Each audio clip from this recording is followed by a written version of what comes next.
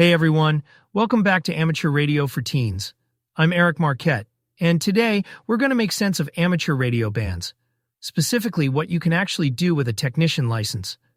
I know, the rules can feel like alphabet soup at first, but I promise it gets easier. So, let's start with the basics. What bands can you use as a technician? Well, the big one everyone talks about is the 10-meter band.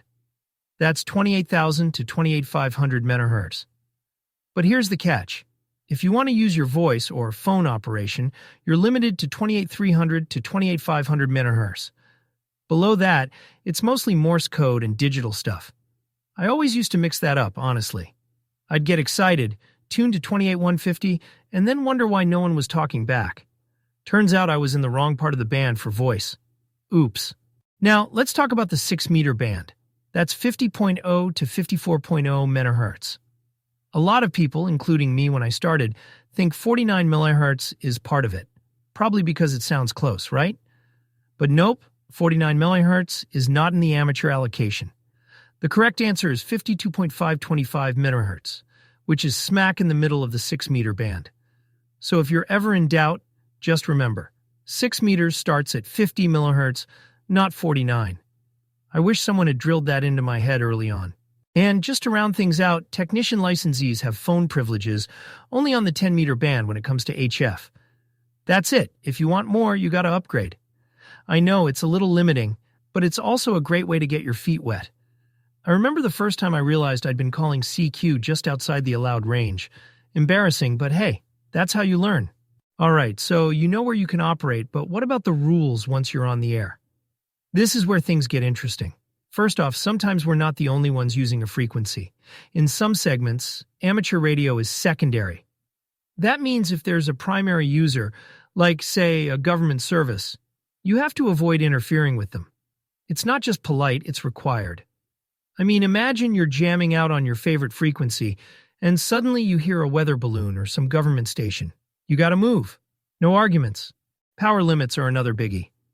On HF as a technician, you're capped at 200 watts peak envelope power, but above 30 MHz. So VHF and UHF, you can go up to 1500 watts. That's a huge jump, but, and this is important, you should always use the minimum power needed to make the contact. I remember a story about a young operator who cranked their radio up to full power on 2 meters, thinking more was better. They ended up causing interference, and a local mentor had to step in and explain why that's not cool. And, honestly, not safe. It's easy to get excited, but a little guidance goes a long way. Oh, and one more thing. Some band segments are reserved for specific uses. Like on 219 to 220 MHz, it's only for fixed digital message forwarding systems, and you can't go over 50 watts there. It's a lot to keep track of, but once you get the hang of it, it becomes second nature. Now, let's talk about staying out of trouble. Operating safely and legally. One thing I see a lot of new hams do is set their transmit frequency right at the edge of a band. Sounds efficient, but it's actually risky. Why? Well, transmitters aren't always perfectly calibrated, and your signal can drift a little, especially as the radio heats up. Plus, your voice or digital signal can spill over the edge, and suddenly you're transmitting out of bounds. Not good. So always leave a little buffer. I learned that the hard way. My first radio had a bit of drift, and I didn't realize I was creeping out of the legal range until someone pointed it out. Here's something cool, though. As a technician, you can actually try to contact the International Space Station. Seriously, if you're on the 2-meter or 70-centimeter bands, you're good to go. No special permission needed, just the right frequency and a little luck. I'll never forget my first attempt. I was in my backyard, antenna pointed up, heart pounding. I didn't make contact that time, but just hearing the ISS come over the horizon was wild. It's one of those moments that makes all the studying worth it. So, to wrap up, remember, know your band privileges, respect the rules, and always operate safely. There's a lot to learn, but every mistake is just another step toward becoming a better operator.